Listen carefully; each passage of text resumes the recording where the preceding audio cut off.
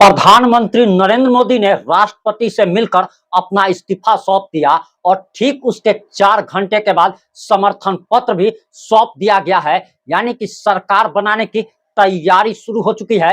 वहीं मुख्यमंत्री नीतीश कुमार ने तेजस्वी यादव को एक बार फिर से ठेंगा दिखा दिया है और तेजस्वी यादव का सीएम बनने का सपना एक बार फिर से सीएम नीतीश कुमार ने चकनाचूर कर दिया है। वहीं अब बिहार के 14 करोड़ लोगों में से 20 करोड़ लोगों को सरकारी नौकरी मिलने जा रही है और बिहार में ऐसा बात होने जा रहा है जिससे कि बिहार का पूरा डेवलपमेंट आ जाएगा। बिहार में हजारों फैक्ट्रियां लगने जा रही है और इतना ही नहीं, बिहार को विशेष राज्य का दर्जा मिलने जा रहा है। बिहार में सहारा इंडिया में जितने भी निवेशकों के पैसे फंसे हुए थे, सारे लोगों को पैसे मिलने वाले हैं। और आखिर इस सारी खबर की सच्चाई क्या है, हम आपको 5 से 8 मिनट की रिपोर्ट में बताने जा रहे हैं।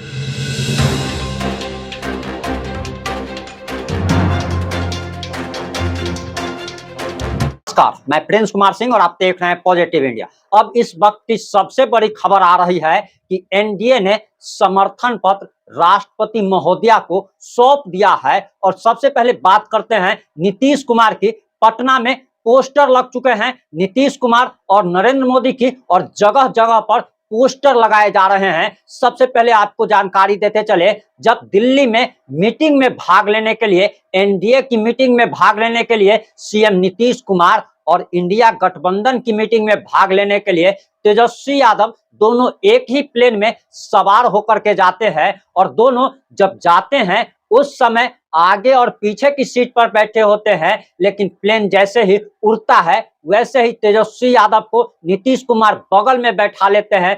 दोनों के बीच मीटिंग होती है और इसी के साथ बिहार में सरकार बदलने की संभावनाओं पर कयास लगाया जाना शुरू हो जाता है। ये चर्चा चल पड़ती है कि नीतीश कुमार इंडिया गठबंधन में शामिल हो सकते हैं और इंडिया गठबंधन द्वारा पहले उप प्रधानमंत्री और बाद में प्रधानमंत्री पद का जो ऑफर दिया गया है, लगता है उसे नीतीश कुमार ने स्वीकार कर लिया है। और इसी के साथ इस बात की चर्चा चल पड़ती है कि बिहार में भी बीजेपी और जेडीयू गठबंधन की सरकार गिर जाएगी और एक बार फिर से महागठबंधन की सरकार बन जाएगी। लेकिन नीतीश कुमार चतुर राजनेता हैं, चतुर व्यक्ति है। नीतीश कुमार कुछ ऐसे टाइप के व्यक्ति हैं जो कि कोई भी सामान खरीदने से पहले 2, 4, 5, 10 दुकान में ट्राई करते हैं और जिस दुकान में सस्ता मिलता है, जिस दुकान में अच्छी डील मिलती है, उसी दुकान से खरीदारी करते हैं। लगता है कि नीतीश कुमार और तेजस्वी यादव के बीच में जो डील हुई है उससे अच्छी डील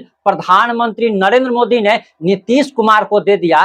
तभी तो नीतीश कुमार ने एक बार फिर से तेजस्वी यादव के डील को दरकिनार करते हुए प्रधानमंत्री नरेंद्र मोदी की डील स्वीकार कर ली। और नीतीश कुमार मीटिंग में काफी खुश नजर आ रहे थे और मीटिंग में चंद्रबाबू नायडू भी शामिल थे। और चंद्रबाबू नायडू और नीतीश कुमार ये दोनों मिलकर के अब केंद्र में प्रधानमंत्री नरेंद्र मोदी की सरकार बनाने जा रहे हैं। और आपको बताते चले कि ये वही चंद्रबाबू नायडू हैं जो कि कुछ महीनों पहले तक प्रधानमंत्री नरेंद्र मोदी को आतंकवादी कहा करते थे, हत्यारा कहा करते थे। लेकिन समय का चक्र देखिए कि आज उसी चंद्रबाबू नायडू और नीतीश कुमार के सहारे नरेंद्र मोदी एक बार फिर से प्रधानमंत्री बनने जा रहे। नीतीश कुमार कभी बीजेपी के लिए मजबूरी हुआ करते थे, लेकिन आज नीतीश कुमार बीजेपी के लिए जरूरी हो गए हैं। और प्रधानमंत्री नरेंद्र मोदी के भी बोलचाल में काफी बदलाव आ गया है। पहले वो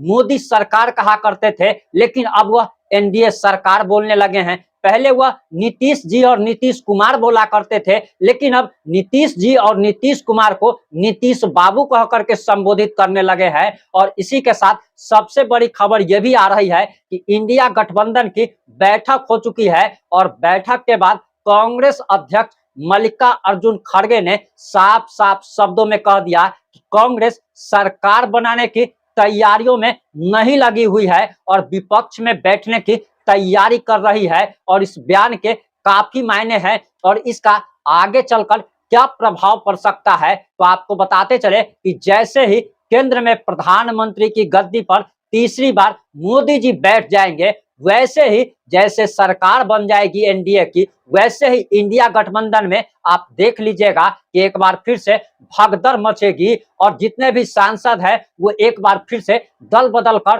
कांग्रेस और इंडिया गठबंधन के तमाम दलों को छोड़कर बीजेपी या जेडीयू में या फिर एनडीए में शामिल हो जाएंगे।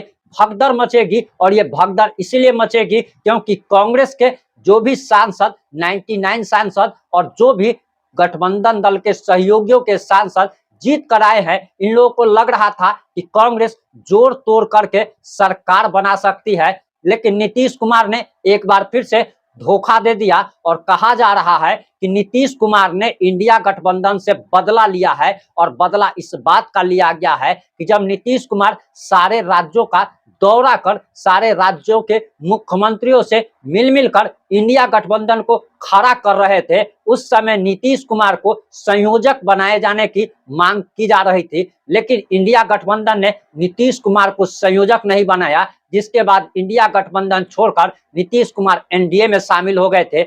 वहीं आपको बताते चले कि बिहार में महंगाई सिर्फ बिहार में नहीं बल्कि पूरे देश भर में है, बेरोजगारी लेकिन चरम सीमा पर बिहार में है। बिहार के विकास पर कभी भी प्रधानमंत्री नरेंद्र मोदी ने 10 साल में कोई भी बैठक नहीं की। बिहार को विशेष राज्य का दर्जा दिए जाने की मांग वर्षों से चल रही है, लेकिन सबसे बड़ी विडंबना जरा देख लीजिए कि नीतीश कुमार जब भी एनडीए गठबंधन में रहते हैं वह बिहार को विशेष राज्य की दर्जा के मांग पर कोई चर्चा नहीं करते, प्रधानमंत्री नरेंद्र मोदी से इस मुद्दे पर बात तक नहीं करते, लेकिन जैसे ही विपक्ष में जाते हैं वैसे ही ये मांग करने लगते हैं। अब देखना बाकी होगा कि नीतीश कुमार एक बार फिर से यानी कि केंद्र की सरकार अब बिहार चलाने जा रहा है, और बिहार इसलिए चलाने जा रहा है क्योंकि नीतीश कुमार और चंद्रबाबू नायडू अगर वापस ले लेंगे तो मोदी सरकार पल भर में गिर जाएगी। बहुत सारे राजनीतिक विशेषज्ञ ये भी कह रहे हैं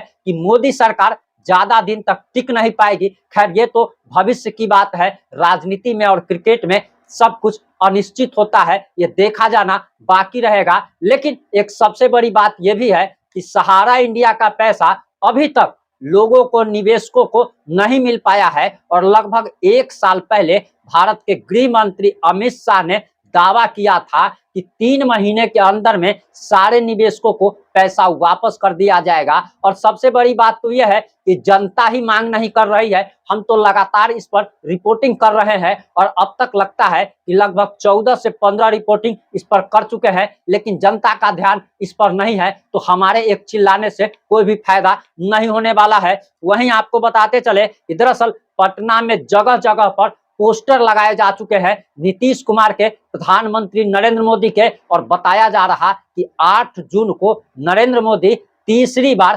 प्रधानमंत्री पद की शपथ ले सकते हैं।